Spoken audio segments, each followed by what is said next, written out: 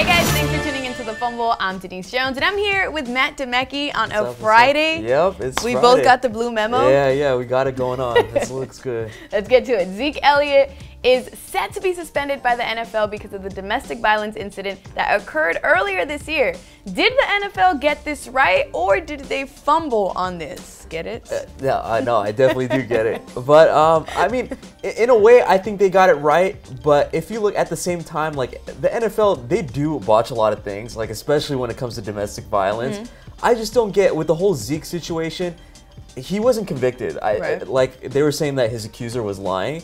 But if you look back, I think it was earlier this year or last year, Josh Brown, the kicker for the New York Giants, he openly admitted and came out and said, "Yeah, I hit my wife," basically.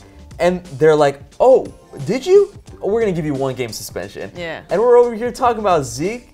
Right. Like, possibly getting a lengthy suspension? I don't know. The great thing is that we don't know how long the suspension is going to be. Yeah. I don't think domestic violence is something that should be weighed lightly. So if it's a 1-game suspension, I totally understand. But I agree with you. The NFL isn't consistent when it comes to issues like this. And it's one of those things where if he wasn't, you know, the girl was caught with a misconstructed story, maybe he should get a 1-game suspension just because he was involved. But if it's like a whole, like, way more, then it just doesn't make any sense. Yeah, and the thing is, with the NFL, they look at superstars. Yeah, they do. And they're like, ooh, I mean, if they're going to be gone for a good portion of the season, I mean, people are not going to be watching, then we got to worry about this, we got to worry about that. Yeah. So I feel like for superstars, they kind of take it a little lighter. Yeah, they do.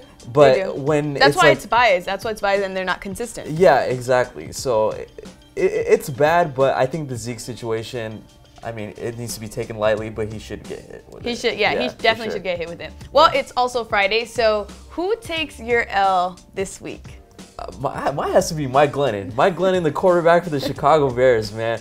I know yesterday they played their preseason game yesterday against the Broncos, and I know it's only one preseason game, but this man signed a 3-year, $40 million contract in the offseason. He's supposed to be the starting quarterback, but, I mean, the first play of the damn game, you throw a pick six? The first play, you're on the field with the Chicago Bears, you throw a pick six like that? Bro, you can't judge him on his first game. But he also played terrible. And honestly, he's done nothing when he was in Tampa Bay to show that he was worth that kind of contract and to be the starter of that team. I think he's going to lose out to Trubisky, too. Because Trubisky played really well last night. He did play really well. Yeah. One preseason game, but Mike Glennon, you don't deserve that money, bro. So you take that L.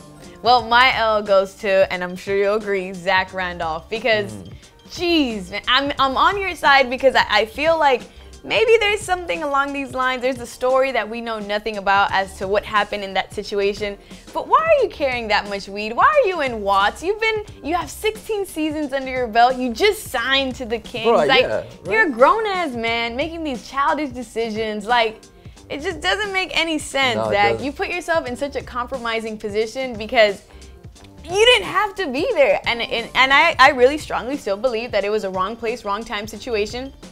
But why are you carrying that much weed? Like, you got way too much money. He has way too much money at stake. Exactly. If you're doing something that's a little sketch, because you did point out the burner phone, then you gotta be a little more discreet, man. I'm not saying to continue doing that, but you gotta be more discreet. He's at the tail end of his career, so I feel like he's at that point where he's like, man, you know what? I don't care, man. I gotta get that trap phone out. That was hilarious.